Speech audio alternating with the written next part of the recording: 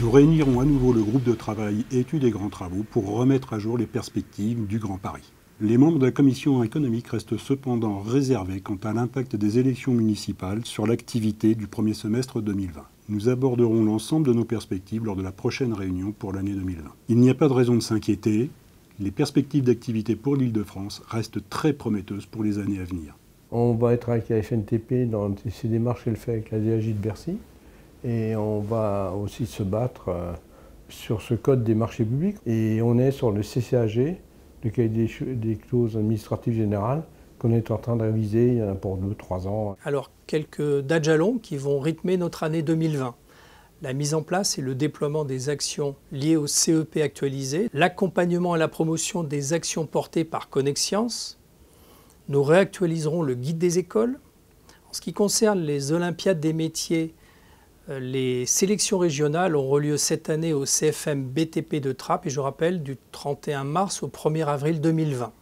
Enfin, et toujours, nos actions de promotion des métiers avec la mise en route du véhicule de promotion dès le premier trimestre 2020 avec plus de 200 jours pour visiter collèges, forums et demandeurs d'emploi.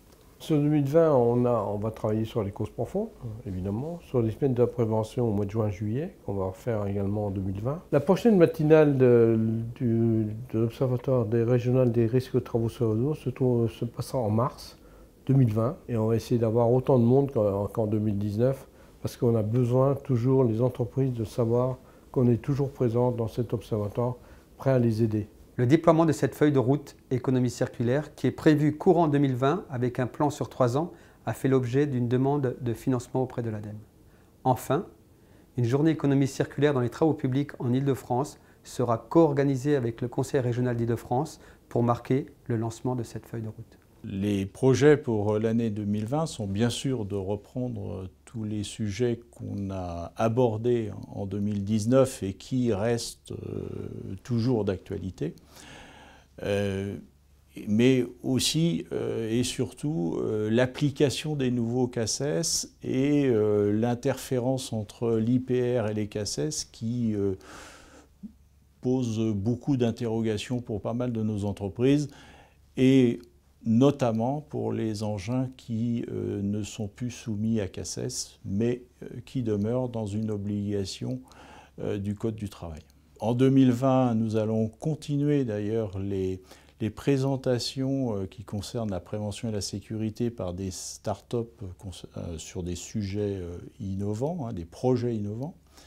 Et puis nous allons bien sûr nous informer sur les résultats et informer les entreprises et réfléchir sur les résultats des campagnes Carto Amiante et Carto Silice. Sur les projets de 2020, il va y avoir un grand sujet qui est la réforme des services de santé au travail. En 2020, dans le prolongement des fiches mandataires que nous avons élaborées en 2019, nous allons donc organiser une réunion mandataire, réunion au cours de laquelle nous pourrons nous remobiliser et où l'information pourra mieux circuler. Ensuite, en 2020, nous allons refaire une matinale d'information, une matinale qui dépendra de l'actualité du moment ou des besoins d'entreprise.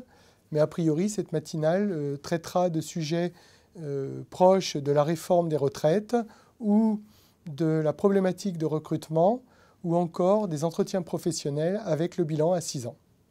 Cette matinale aura lieu au cours du premier semestre 2020.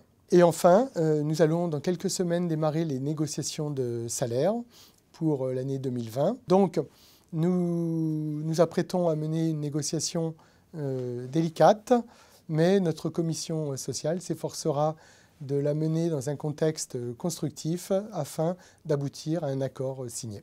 Face au phénomène de surenchère sur les taux d'insertion, encourager l'ensemble des acteurs et en particulier les maîtres d'ouvrage à travailler avec notre note de cadrage tenant compte des pourcentages de main-d'œuvre et des taux horaires pour chaque spécialité de notre secteur d'activité. Peut-être faudrait-il que nos maîtres d'ouvrage se posent la question d'amener les personnes vers nos métiers devant la pénurie de candidats.